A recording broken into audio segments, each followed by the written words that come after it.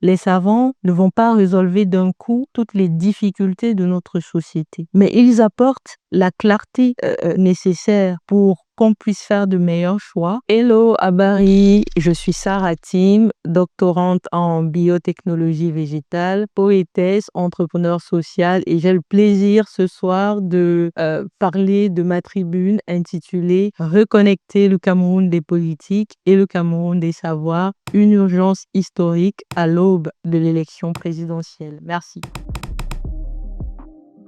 Alors, je tiens pour nécessaire de souligner dès l'entame que l'écriture de cette tribune est un acte citoyen qui d'ores et déjà se pose comme l'un des repères visibles de ma volonté de dire, montrer, converser et subséquemment indiquer s'il venait à se poser une impasse, ne fût-ce qu'une direction imprécise. Donc, dans cette posture, j'ai constaté le fossé inquiétant entre la richesse de nos savoirs et les choix politiques qui structurent notre société. La motivation qui a donné corps à cette tribune est forgée dans le moule d'une conviction simple, assez personnelle et que j'évoque avec gravité. Aucune société ne peut se construire durablement si sa politique ignore la recherche et la créativité de ses citoyens. Maintenant, pourquoi j'estime qu'il était important d'en parler maintenant?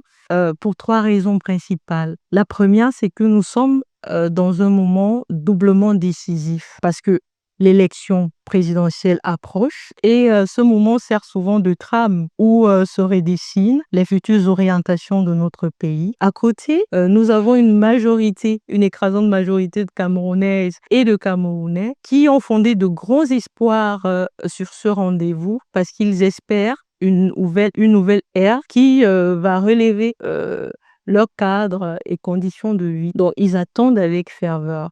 Et je me suis dit que c'est le meilleur moment pour proposer un changement de paradigme ou bien l'adoption de nouveaux paradigmes. Ça, c'est la première raison. La deuxième raison, elle est beaucoup plus large et je vais évoquer ici l'ex-président français.